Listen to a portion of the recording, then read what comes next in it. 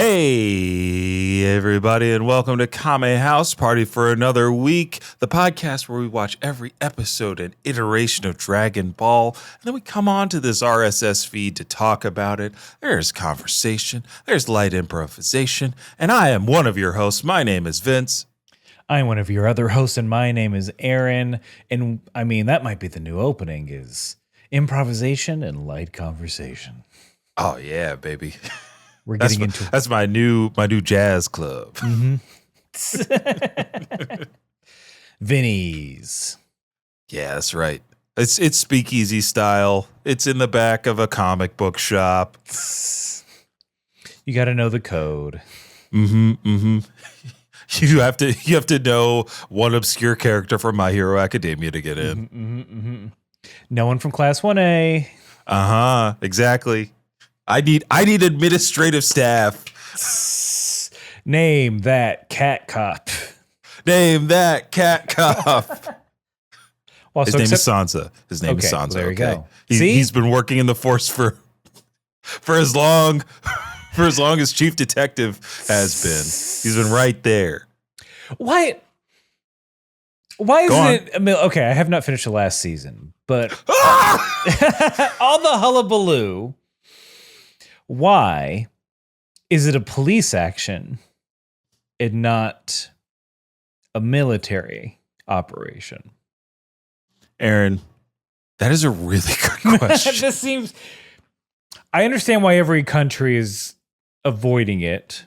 Because I think, if we look at a lot of Japanese media involving world politics, I'm exciting the end of My Hero Academia. I'm citing Shin Godzilla.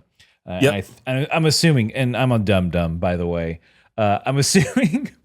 Look, Aaron, you could put in Rurouni Kenshin if you're talking about post World War II Japanese self-reflection in their media. But it seems like in this media where Japan alone is facing a world-ending event, in that media, it's always like, everyone else has abandoned us. And they're not wrong for thinking that's what would happen. I have a very cursory understanding of the underlying response, reaction, reflection of Japanese media of their actions in World War II. They've done a great job of helping the rest of the world forget about the atrocities that they committed, but they are still very well within their own understanding of what they did and what their military was capable of. A lot of the media, I guess we got a dog in the record today. A lot of the media, like Rurouni Kenshin is like a perfect example of like what Kenshin Himura did during his Heian era or the revolution was so bad, was so crazy that they muzzled themselves. And I think in My Hero Academia, there is a concerted effort never to bring the Japanese military to a local dispute. And I have a feeling that if you look through the layers of My Hero Academia at the time of All Might's golden era, when he alone, his presence stopped like 90% of crime in Japan and thus across the world, that like the military probably scaled back entirely. They probably we have an All Might. Interesting. These are all valid. Unfortunately, this is not what the show is about. I know, because I could go on to talk about how I think One Punch Man deals with the political fallout of a militarized heroic force in the recent chapters, which is, again, not for this podcast, because this is a Dragon Ball podcast. We're going to talk about Dragon Ball, Aaron. That's for damn sure. We are. We're going to talk about the parallels to bubble economy Japan and Dragon Ball. Oh, I love it. Back when in this essay. in this video essay. But look, we have another exciting episode of Dragon Ball Z to talk about. But before we do that, maybe you're new here. Maybe you're like, oh my God, what have I gotten myself into? I wanted to talk about Dragon Ball. We're going to get to that.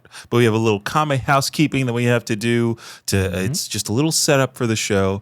And the first piece of Kame housekeeping is always the 1 minute roundup. You know what? Gentle snowfall sound. You barely hear it.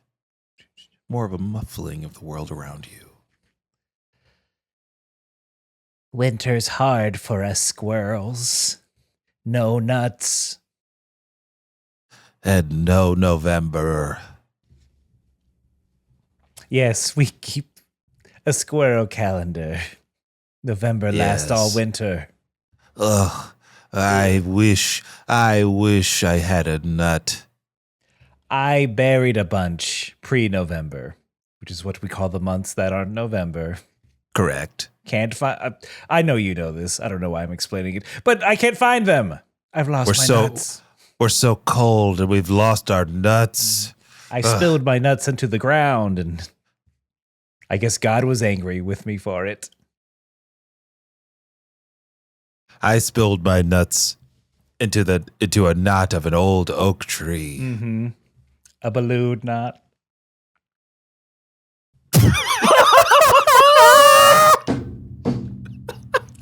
and seed.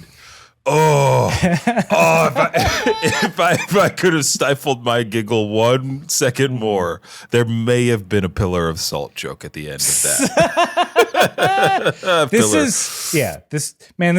That was a mad TV sketch if I ever heard one.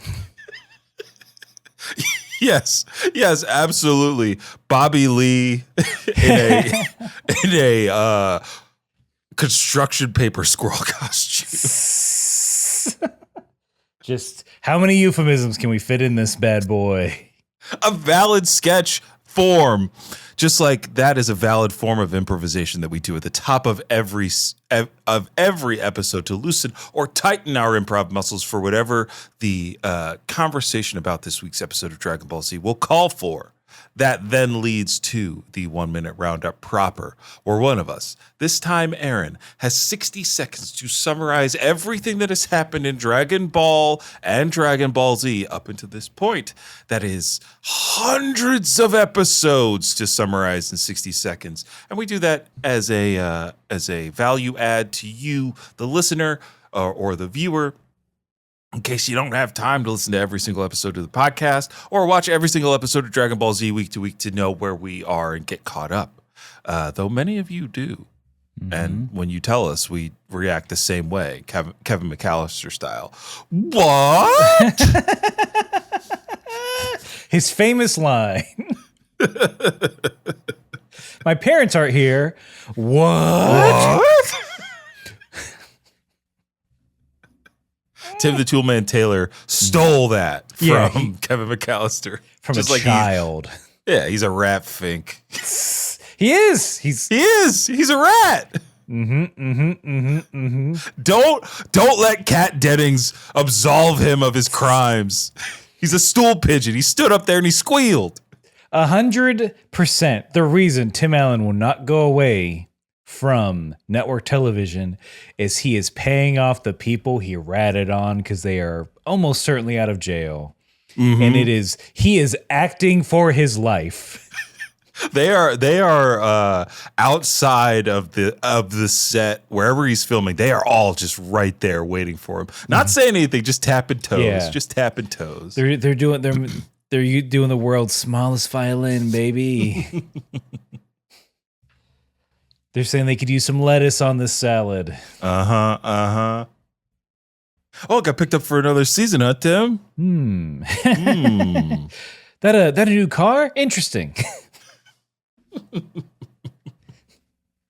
Hope it's a lease. Good credit score, huh? What do you got all that, Tim? Huh. I guess in the 15 years I went away, I wasn't building credit. Yeah. They didn't have chime in the big house. I couldn't get on Klarna. I had to pay it all at once. Zero Afterpay. And Aaron, 0 more seconds of stalling, because I have to ask you a question before we get into the 1 minute roundup proper, which is, are you ready to round up? I will be once I say that everything we said about Tim Allen is parody. And do not sue us for libel. No, slander. Don't sue us for slander. That's all alleged, and this is parody. Yeah. Ha ha ha ha ha. Or libel, if you read the auto transcript that I'm sure some app is doing. Yeah, some app outside of our control. Cool. All right. So, having said all that, I am ready to round up. Ho, ho, ho. No! I hit the wrong button again! I got, okay. Okay. Woo. Because here's the real button. I'm hitting it now. Here we go. It's counting down. Dragon Ball. Goku. He's a little lad. In the world, there are balls. You collect them all. There's 7. You get any wish you want. He does so a bunch of times. He stops people from doing bad things with those wishes. He learns karate, becomes friends with so many people. He's truly loved. Gets a wife, gets a kid, the usual ways. He finds out he's from space, kills his brother. Goes to the afterlife, finds out there's an afterlife, I guess. Does karate, comes back, defeats more people from his home planet, has to go to a different planet to save his friends with new Dragon Balls, defeats Frieza, the baddest dude of the universe. He comes back. He fights androids from the present and the future. He fights a bug android, but the bug android was too strong for him, so he makes his son fight him, and he does. There's 7 years of peace. Goku's dead. His son is a superhero. Everyone enters a tournament. Goku's like, I love tournaments. Let me come back for a day to do that. They do it. But then they find out there's a testicle egg that a wizard named Babidi is trying to resurrect, and they're fighting to stop it. Oh, Aaron, my goodness. With a 2-second delay, you still hit me with so many quotables. He had a wife and kids the normal way. As to how they were acquired? Yes. I feel bad. I feel bad now. No, stop. I'm not done quoting that you. Can I'm be not done interpreted quoting poorly, you. and I certainly didn't mean it in those ways. I love it. Okay. Balls, of which there are 7 of them. You were hitting him. You were on fire like goddamn Zion Williamson against the Spurs. Ooh. That's for the 1% of the audience that hits the sports Venn diagram of Dragon Ball. But thank you, Aaron, for that blistering paced and informative 1 minute roundup. And if you, the listener or viewer, want to send in your own 1 minute roundup in the form of an MP3, MP4, I don't know, maybe the fabled MP5. the fabled MP5. If you've got one of those in your back pocket, you can email us over at kamehousepartypod@gmail.com. We will play them on air. You can take as long as you want to record it, cut it up. You don't have to do it in one take. People have submitted with scoring. People have submitted short songs and all kinds of things. So you can submit your own 1 minute roundup over there at kamehousepartypod@gmail.com. We don't check the runtime. We don't. You could if it's an hour long, we kind of have to. Yeah. Oh, saying it out loud. Binding podcast contract. I said kinda, but kinda. The kinda clause. Oh, and now we can go over to the final piece of Kame Housekeeping, where I tell you, the listener or viewer, that Aaron and I watch 2 different versions of the show. I watch the English dub or Funimation dub, while Aaron watches the original language or with English subtitled version, because comparing and contrasting is fun, and we've been doing it for damn near 10 years. Blit. We're anime reacting to the fact that we've gotten old. Yeah. Us? This can't be impossible. Nani kore? But Aaron, we have to EK to this final piece of Kame Housekeeping. And usually the difference is the title. That's usually the first difference of every episode. So here comes the English title for this week's episode. Episode 223 of Dragon Ball Z. Next up, Goku. Coming up to the mic, give him a round of applause here at Ha-Ha's. Making his debut at Ha-Ha's. Mm-hmm. What's the deal with airline food? I mean, why would you take a plane when you can fly? Ooh. Woo! You tell him, Kakarot. King Kai's pissed off because he's killing this motherfucker. Video comes out. Comedian Kamehameha's heckler.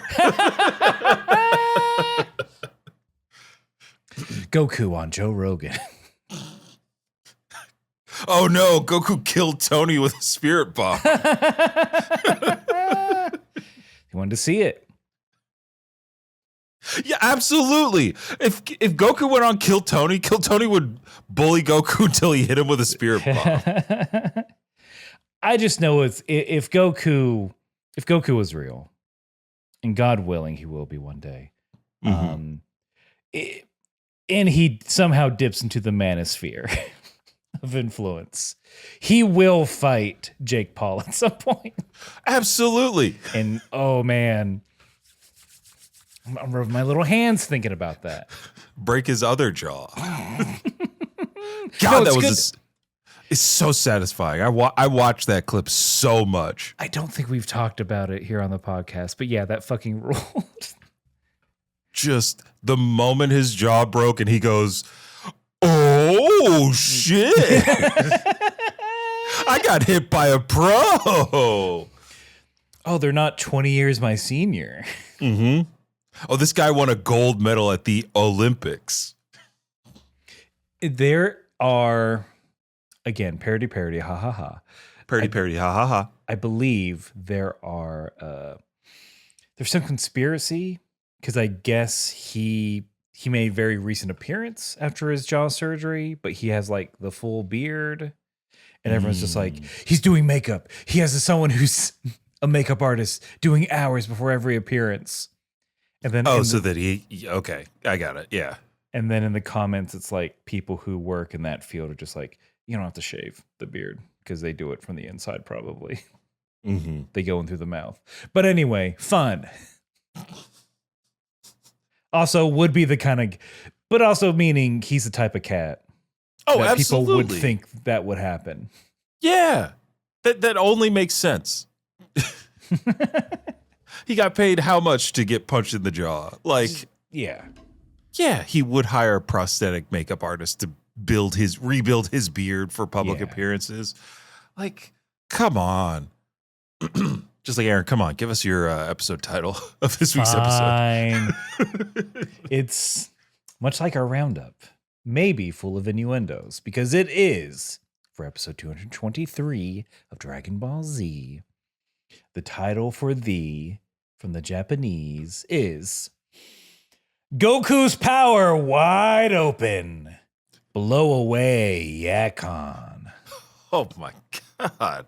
Aaron. Oh, got me a little hot and bothered. Because not only is there sucking in this episode, but apparently there's blowing too.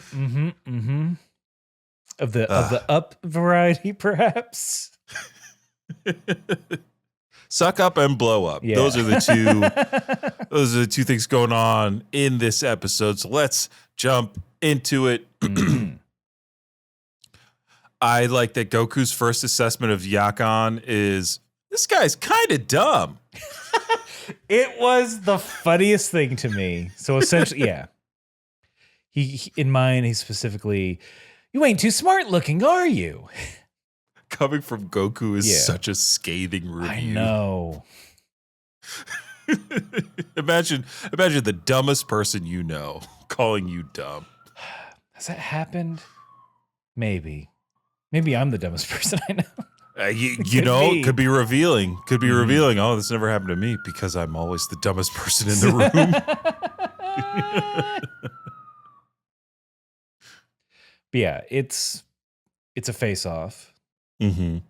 I think in all of the normal setup of Supreme Kai. I don't know if Goku's going to be able to beat this one. I know that beast. It's Yakon. Yeah, he knows about him. I think in mine he says he is, quote, a fearsome demon beast of the universe. Of the universe. All right, universal citizenship. I love it. None of this quadrant bullshit from Star Trek. Everybody's part of the same universe. Yeah, we are, aren't we, folks? Hey, somos juntos. We are together. Ooh, we're all Stardust. Yakon drools a lot in this. Yep. He's getting very hungry. He drools, he roars. There's like a short exchange of blows between Goku and Yakon as they start. Yakon is able to scratch Goku's gi, which gives everybody a little bit of pause, but come on, we know what's going on. Babidi is finally waking up to the fact that these Earthlings are way stronger than he thinks, so he's automatically giving Yakon extra incentive to win this match by saying out loud over the magic intercom, Yakon, you're doing great, but as an extra reward for defeating this Earthling, we will take a special trip to the planet of darkness. As a reward? Yes, as a reward. Guess what? I'm going to turn out the lights Spider-Man style. His whole thing is just like the home field advantage of it all again. It's like, I'm going to put you in your beloved pitch black world of darkness. Planet on Goku. Oh, it has a... They never call it Planet on Goku.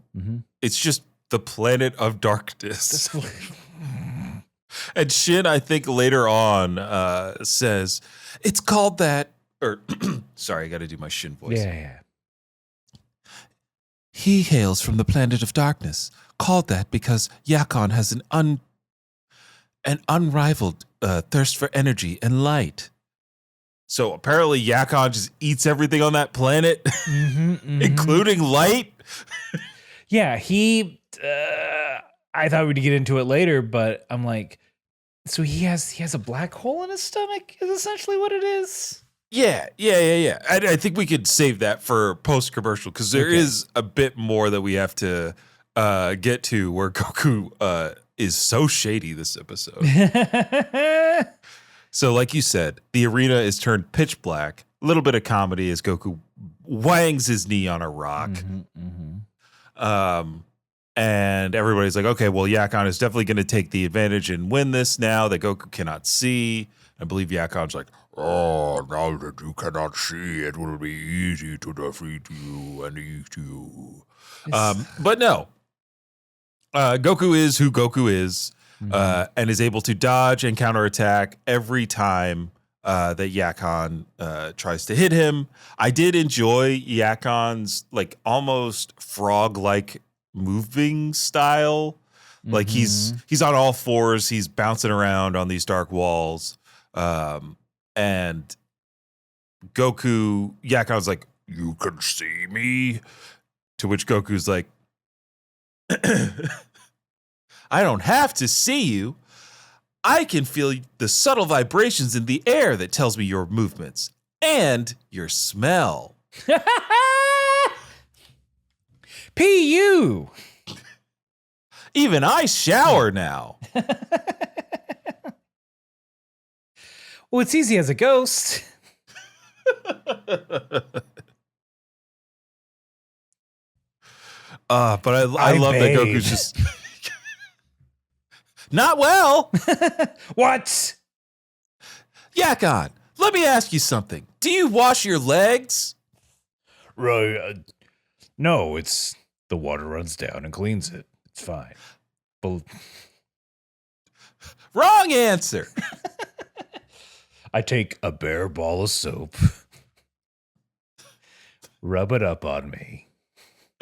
Never between my cheeks, because gross. What? Yakon. The shower floor washes my feet. Never between the toes. All right, Yakon, I know how to defeat you. Oh no, Kakarot's going to use this technique. Dad. Iris Spring! No, it's not my 3-in-1. Followed by conditioner. I don't need that. I don't have hair, to be fair. Everyone needs to condition their skin. Moisture. I mean, I'm like a frog guy. I do need to keep wet, baby. You say baby too. Hang dong, man. Hang Nong Man. Hang Nong Man. Hang dong, man. I don't listen to podcasts, guys. Damn it, go on. We have a shared CBB World subscription. Yeah, even I get it up in Otherworld. The piracy laws out there are very lax. And see, Gohan is such a nerd. He doesn't even listen to comedy podcasts. No, it's all educate. It's like I can't. Here's how much. Again, reiterating, I'm a dum-dum. I couldn't even name a Smarty Pants. Come on, Aaron. You can't say Freakonomics. Oh, it's right there. Look, you could also just say NPR. It's public. That's true. Not for long. not if I have anything to do with it. I can't wait for Netflix to buy it to keep it alive. I know. Would we? Here's the thing. Go on. If we were approached by Mr. Netflix from behind, yeah, they study the blade. We would. They can't be paying. How much are they paying to put podcasts on Netflix now? It can't be much. No, absolutely for free. The same way that Spotify came into the podcast game and ruined it, Netflix is going to do the same. Because I think they have the Spotify model of, we've been around long enough that we could just make stuff bad and nobody's ever going to move. Yeah. No one's ever going to get the courage to join Tidal. Here's what I'm thinking. I feel like in a work environment, where a podcast being listened to, offices, vehicles, the end. And while someone's running. Yep. So the gym, the three podcast locations. I feel like your office is going to block Netflix. Yeah. They know they can't block YouTube. That is the fountain of knowledge. You needs it. That's how everyone does their fucking job. Really going to put on Netflix while I'm driving? Get out of here. Somebody is, bro. Somebody's doing it. I am not one of these people, but in the dawn of cell phones, in the city that I live in, where everybody commutes via the subway or public transportation for the most part, people are watching. They watch everything on their phones. Interesting. Like anything that's on. You could be like, you're just on the train. You see somebody watching Top Gun Maverick on their fucking phone. This weekend, Aaron, I watched a man project a YouTube video on the roof of a train. That's fun. I respect that. Somebody on the train gave this guy a weird look. I will attempt to. This is for the video participants. Yes. Check out the video. But homeboy is standing like this with his phone, looking up, like his phone case is projecting the image to the screen. He's got his headphones in, thank God. But like I'm like looking at it in reverse, but I look around and somebody's sitting there. They look up and they give the guy a look. They're like, the fuck? and the guy, I was like, I think he might be a little embarrassed, but he didn't stop watching his thing like this, but he looked at the guy and was just like I'm normal for having a cell phone projector on the train. What was he watching? Do you know? I could not tell. It was just a woman in a pink sweater describing something. Was it Legally Blonde? No, it wasn't Legally Blonde. This was a brunette. This had to be some kind of like explainer video or some kind of lifestyle vlog that this guy was watching. Again, weird to project it on the ceiling. Like on the floor, I don't know. I don't know why that makes it better for me, but yeah. Also, no. It's like this. It's the same as somebody listening to their music too loud in their car or listening to their fucking social media feeds without headphones in. That drives me nuts. Yeah. I would, however, if it was like, hey, we're screening a movie on the subway. I don't know what the longest continuous line is. I feel like it might be the queue. If you're bopping all the way to like Coney Island, you get I'd say the D. The D. Yeah, because the D goes all the way to the top of the Bronx and then all the way into Brooklyn. So late night D, wink. They start the movie from one end, go all the way through. They pick a movie that specifically will end at or before the last stop. You hop in. It's the last car. Everyone agrees to this. We get everyone in New York's consent for this. I mean, all we got to do is talk to Zoran. Yeah, he'd be down for this. This is a public work. I know where the man lives. Yeah, everyone does. He's putting bidets in Greasy Manor. Oh ho ho ho ho ho. But yeah, what were we talking about? So we were talking about Goku stinks. And Yakon, and Goku calling Yakon stinky. Yes. There's a little shot in between all that fight. Goku able to fight without seeing. Shin, again, amazed by all of this, looks over to Vegeta and Gohan, who are very intent on the fight. And they're like, Shin's like, wait, you can follow this fight? And Vegeta just goes, more or less. It's just like, these guys, don't you know these guys are incredible? These guys are legit. These guys go hard. And Shin is... I like that Babidi is like, Babidi kind of gets it now. Babidi's like, all right, these can't be Earthlings. Also, homie, run me my energy meter. The strongest he wants to see got. how strong Goku is. And that is after Goku's like, oh, well, I can actually turn on the lights by going Super Saiyan. Yes. Just to be used as a lantern on himself. That's where we are with the Super Saiyan form, everybody. All right, this is what we get for progress. Super Saiyan form is now just a flashlight. Goku does say in mind, "Hey Yakon, come on out, Stinky. I remembered my extra flashlight." Wow. It's good. Stinky, it's hard to come back from Stinky.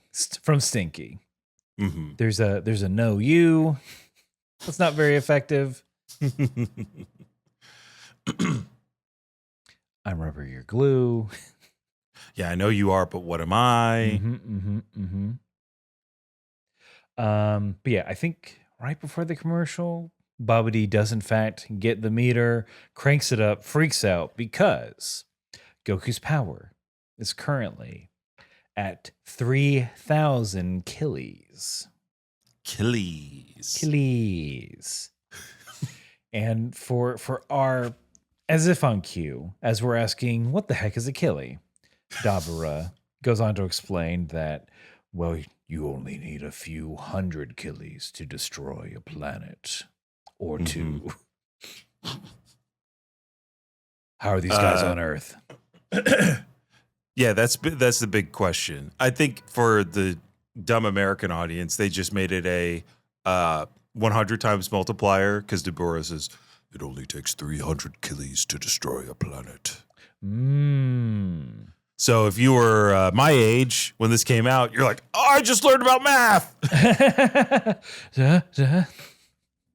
And given the math chat, if you're clocking your wristwatch and looking at the timestamp, it's dividing time for the episode with a commercial.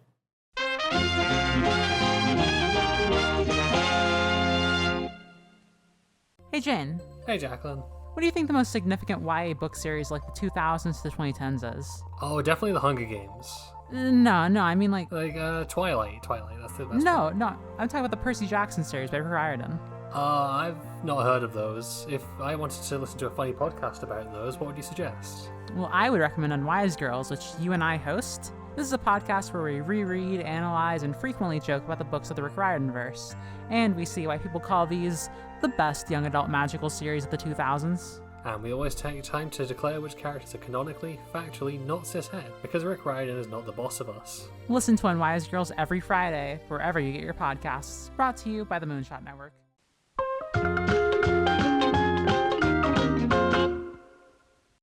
All right, we are back from commercial, and we're going to get right back to Goku fighting. Nope. No, we're not. No, we're not. Nah. We have to slow everything down to a literal crawl for our little fighting boys. Because back at the arena, no matches have happened. People have left. The stands are thinning out. Side characters and extras are just saying, oh, I guess we gotta wait. But backstage, Goten and Trunks are eating a ton of food. Of course, it surprises everybody when they ask for seconds. After another round of food, Goten's like, all right, Trunks, you're gonna pay for this one, right? Because you won that tournament, you got that tournament money.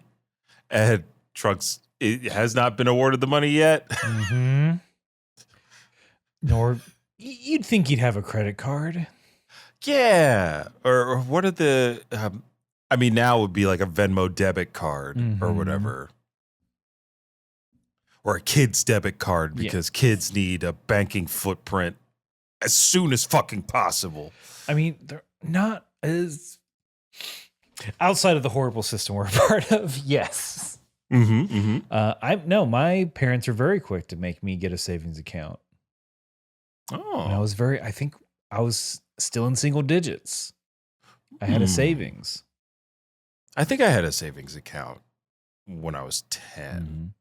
Because I think by the time I graduated high school, I had enough money in that savings account to be like, oh shit, I got money, and waste it. I know bonds are very popular for newborns. But you have to keep track of it. Yeah, you got to keep track of it. And bonds don't always retain their value because economics, which, look, we got to talk about the economics of trying to skip out on a bill, which is what happens to Goten and Trunks. I have a real curiosity to how this restaurant is laid out because it looks like they're trying to sneak out through the kitchen. Yes, they are disguising themselves with various vegetables over their head.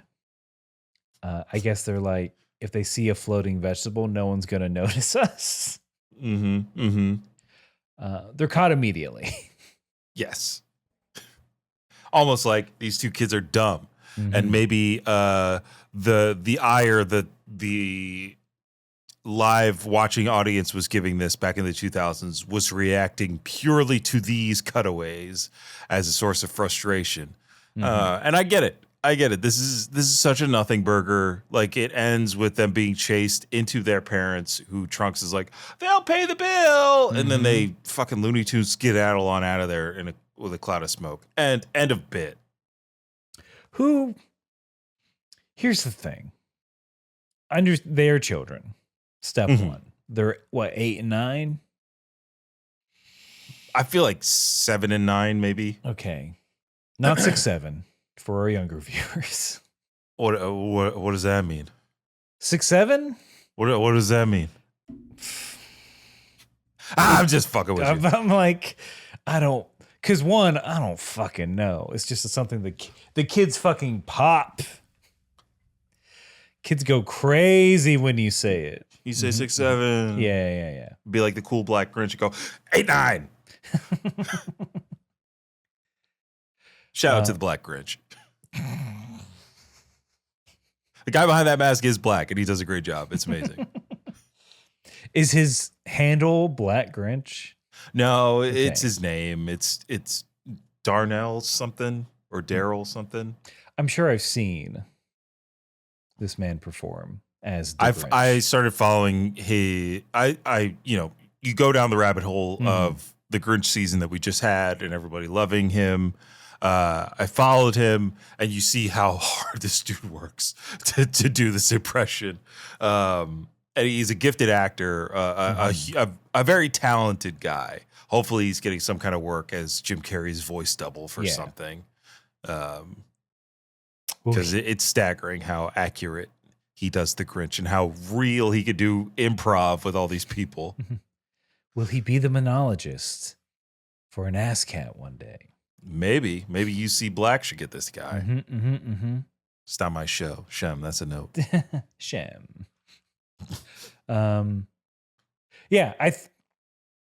Trunks knows that here's what I'm saying. Gohan rightly suspects his billionaire friend will flip the bill. Trunks probably it's just like, it'll work itself out. It's probably that sort of attitude. Yeah. It must be nice. He's basically royalty. He is. He's like, the idea of a bill is a foreign concept, assuming that things just happen to him. Yeah. I mean, it would have been cuter if, like, Trunks had said, oh, I know how to do deals. I'll give you a couple of toys, and then we'll be even Steven. Because, like, that's the deal that he made with Goten. So if we're just doing little kid logic, we should just keep doing little kid logic. Yeah. Also, there's just no opportunity for, like, these two kids that we know fight, like, to get angry at each other and just fight each other over nothing. Like, that would be fun. Yeah. Also, if that was like a side story. But if those if those mulleted children came back for revenge, they brought their older teen brother. Oh, yeah. There's a third O'Doyle. He's going to beat you up. He's going to kick your butt. 5-second fight. That's fine. That's it. It's something. It's more than, oh, we got to get out of here, Scoob. Like, it's more than that. Did Goku ever skip on a bill? I don't think so. Yeah, he did. Did he? A skip on it, no. But he's always in a position to eat more. He's always in the position of being fed by somebody who's like, he's ruined people financially, but I don't think he's ever had to sneak out of a restaurant or do dishes. Exactly. Nobody's ever made Goku do dishes. So we finally cut back to Goku and Yakon. The fight continues. Instead of being shook by Goku's transformation, Yakon starts to suck. Big inhale. It takes Goku a minute before he realizes that, oh, crap.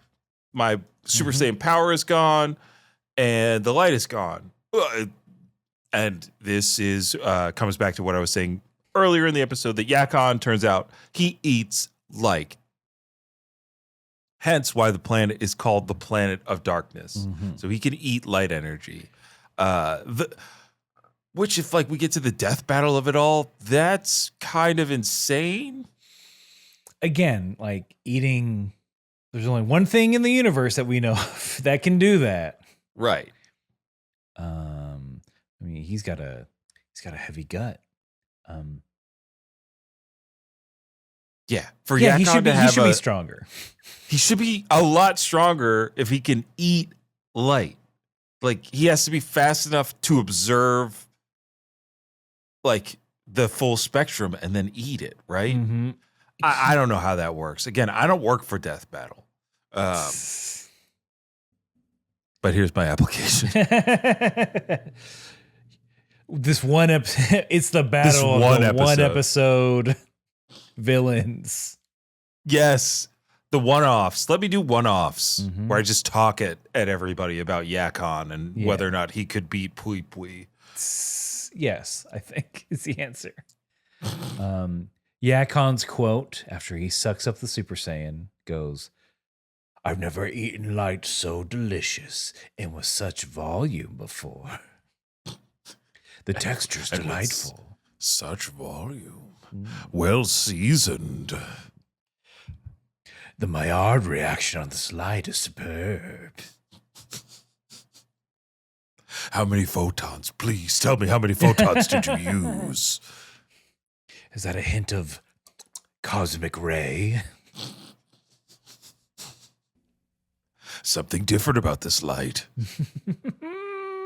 But yeah, it's with Goku back at base form,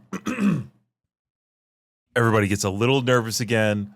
I don't know why, because he already proved that Yakon can't hit him even in the dark. And it's not like Yakon absorbing that energy translates into him having more power. It's just to feed him. It's to satiate him. To satiate him. Why was he eating humanoids then? Right. Why wasn't he just sucking up all the light? Yeah. If it works like that. Toss him a few flashlights. Yeah. But what else happens in this part? Because there's not much. not much, but I feel like there was a quick aside. Maybe look, it's not. It didn't make it in my notes. It's not worth it. I think it's mainly that during this time, before what happens, I think Bobbity is upset of just like, you're wasting this energy that can go to my boo. That's right. What is it? Yeah. If only Usher Raymond were here, he would understand. my boo. Doesn't he know that at night I dream of Boo?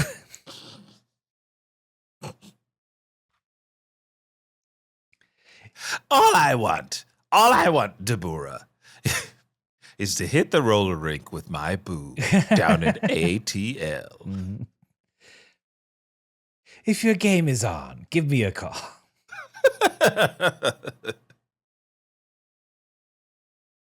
Level 3, you have to fight Usher Raymond. If he doesn't seduce you first.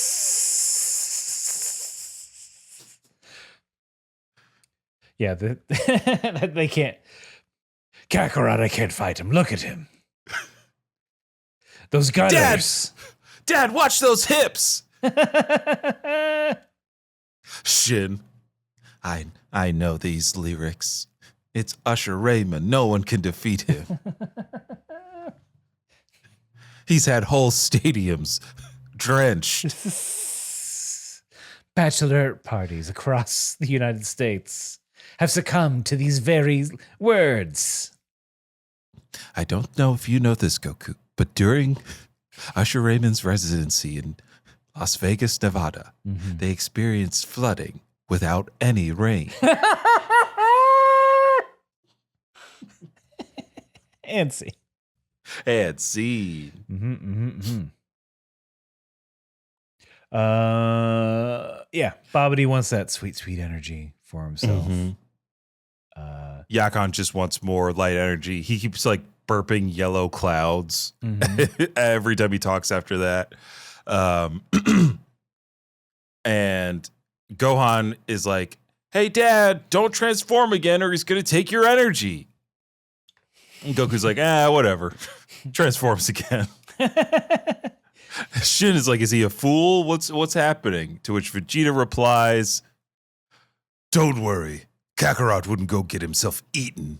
He has a plan. Vegeta, I do like Vegeta's Salieri sort of position with Goku of just like, don't you understand? It's brilliant. No one appreciates his fighting like I do. He's genius. Because that's it. Yeah, I think you nailed it. Yeah, he's getting not Amistad, Amadeus. Goku's about to rock Vegeta's world with his power and all that training he's been doing. Because Yakon begins sucking once again. But this time, Goku doesn't turn off the Super Saiyan form. And we watch Yakon glow with the Super Saiyan energy. His belly starts to expand. And Goku clocks, I think he may have hit his limit.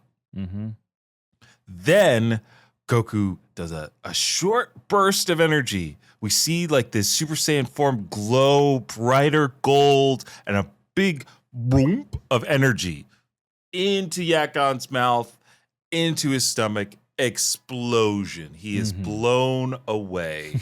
Hence the sucking and blowing. We got there. We got there. Both happened. My question is that if each room is designed to absorb the damage from its contestants, is it not absorbing Yakon chock full of Super Saiyan energy? No. Okay. That's why Babidi was so mad. Because whatever goes into Yakon does not get siphoned off into Buu. Okay, follow-up question. Why not? That seems silly. Probably because of, I have a feeling it is like the requirement of energy is damage done to non-Babidi controlled things. Interesting, because his energy's tainted. Right. Who hates it? Can't stand this stuff. Maybe. And I think we also get here within this episode, Babidi also worried about a shock waking up Buu. But because a shock to Buu's system waking him up now without the proper energy, he won't be at his peak strength. So that's why Babidi is continuing to push the energy siphon tactic. But it's like, it's a little bit. We're the stage is less watertight in terms of the infrastructure or the system that's going to wake up Buu. I hear you. It's a valid criticism of the setup of this like mini tournament, I think. Yeah, it's a little loosey goosey, and I shouldn't think about it too hard. That's for another podcast. Exactly. We do have a little Vegeta inner monologue. Pissed off that Goku has once again surpassed his limits. He has found a way to go past the Super Saiyan wall, he says. After seeing that little burst at the end. Yeah. In mine, he's like, Vegeta is like, he did that with energy to spare. Like, so Vegeta is clocking, like you said, that the 7 years of training that Goku's been doing is on a level that he is still chasing. So, like, I like the seeds that are being planted there with, like, what else does Goku have up his sleeve? We already know that Vegeta's been doing a significant amount of training, and those two are such gamers that they're not letting on exactly how strong they are yet to each other, let alone the enemies that they face. Speaking of which, the next enemy is going to be Dabura or King Dabura. Because of Yakon's defeat, Dabura's like, look, I'm going to take out these guys. Don't worry, Master Babidi. There is no one stronger than me. That's what he says in mine. And he'll defeat all three of them and get all the energy that Boo needs. So he's a company guy, that Dabura. Yeah. He wears that M proudly on his forehead. But talks about it too much on LinkedIn. Mm-hmm. Dabura, the LinkedIn lunatic. What does being a demon mean in today's AI-driven workplace? I think it might stand for integrity. Like, boy. I think myself a king, but I don't have dominion over my own data systems. That's why I turned to LinkedIn Analytics. My one-stop shop for recruiting, hiring, and advertising my business. I was making breakfast for my 6-year-old this morning, and she reminded me of an important lesson that I think we can all apply to our lives. No, she did it. No, she didn't. Your ass just put eggshells in the egg.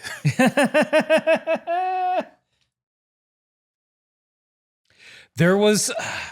Adding milk to your scrambled eggs is not revolutionary. Ugh. Have I done it before? Yes. Was it a mistake? 100%. Oh, God, yeah. Cook them good. Here's the answer. Cook them good. You know what eggs don't need? Filler. It's a bunch of butter, and you do it soft, low and slow for the if you want to. Ooh, take your time. A soft scrambled egg. All right, we got to get it. Hey, look, done? Look, I think we're done. And the last thing I'll say on the eggs thing is it's about temperature control, everybody. Fucking mind your stove. Just like, I'm just... You can get boiled eggs wrong. I'll just say that. Yeah. It's not a forever process. You can't just leave them there. There are certain times for certain things. Aaron, did this happen to you recently? It did happen to me recently. I can't say how or when. Not on mic. Not on mic. I can't wait to hear this story off mic. It's all right. Yeah. I can't say more. Yeah, you can fuck up a boiled egg. You could fuck up a boiled egg, bud. You technically cannot. You cannot screw up an egg scramble. But I know what you mean. It's just like, I have to ask the question, do you think that Gohan is going to screw up this scrambled egg that he has to prepare next week when he fights Dabura? I don't. Even though Gohan has been a bit of a haha character. Mm-hmm. And as much as Vegeta wants to say that Gohan's weak, he's soft, he's a pretty boy. Yep. I do think there's still, and from what I kind of remember through osmosis, I still think they're saying like, no, Gohan's the one still. So I'm curious how this fight is going to go. In my version, they also played the next time on after the credits. So I know we're not getting to this in any way, shape, or form next week. Maybe it speaks to the turmoil in the writer's room as they were trying to decide, is Gohan going to be the guy? Like, we're setting up Goku to be pretty damn strong, but is Gohan going to be the guy? Or maybe is Vegeta going to sneak in the win here? We'll see. The Buu saga, up in the air at this point. And I'm excited to continue this journey, this descent into Babidi's ship. And I think it is, in the Cell saga and the Android saga, we had a bunch of Saiyans, but it was a lot of them with the addition of a future Trunks, but it wasn't three of them really together at the same time, and no one was working as a unit. This might be the first time we've seen the big three of Saiyans. Like, no, we're together. We everyone understands each other. We know what this is about. Yeah, we're having a little fun too. But exactly. This is like this seems like hey, this is how Saiyans get down, period. Yeah. Like you're watching three, like if there was a whole planet of these guys, you could see why Frieza was like Saiyans together strong. Yeah. Also humans together strong, by the way. Apropos of nothing, of course. Apropos of nothing. But humans together strong. Just like Aaron and Vince together, strong podcast episode. Yeah. As we wrap up episode 223 of Dragon Ball Z, we encourage. Oh, do you think we'd have to pay to get on Netflix? Is that how that deal works? That's what it feels like. Yeah, probably. At this point, if our level of podcast would have to pay a fee, they're going to start offering to stay on the service. It'd be a subscription. Yeah, they're going to do that, right? They're going to have like an open submission. Yeah, absolutely. 1,000%. Why wouldn't they? Gross. Anyway, let's leave this. Let's leave the show, and also maybe podcasting. We'll see next week. No. We'll see what happens next week. The game needs us, just like we need you to like, share, and subscribe to this podcast. Tell a friend about Kame House Party, and to know that we are part of the Moonshot Network of podcasts. If you like this podcast, you maybe heard an ad for the Moonshot Network of podcasts. You should go over to moonshotpods.com or go over to moonshot.tv and check out all of the lovely podcasts and streams on the network. We also stream every week, every Wednesday, over on twitch.tv/Kame House Party, where we play a variety of games and have a variety of fun. So tune in to that. We just wrapped up our Dispatch playthrough, and we are playing some more game. And we finished up Dispatch. We finished up Marvel Cosmic Invasion. And Aaron helped me beat Absalom for the first time. So it's all happening over there on Twitch. Aaron hinted at his other podcast, Thinking Too Hard About Anime, and I'll turn it over to him to say any other pieces about it. It's a different one. And we deep dive into things that maybe shouldn't get a deep dive. I know you got to go soon, so we can wrap it up. Last plug, February 7th, 7 p.m. Live streamed at the UCB Theater. UCBLK. It's Black History Month. So if you don't watch it, I'm clocking you. Yeah, submit your receipts. Yeah. Yeah, you can send your receipts for the live stream of the UCBLK show over to kamehousepartypod@gmail.com, along with your research or your 1-minute roundups. So now we got to get out of here the only way we know how. Whether you are getting your light snack on with yak on, or light snack on, yak on. Or you got HR problemas with Dabura, you gotta keep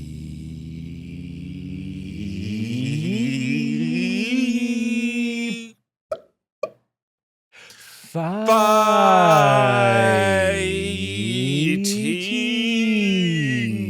God.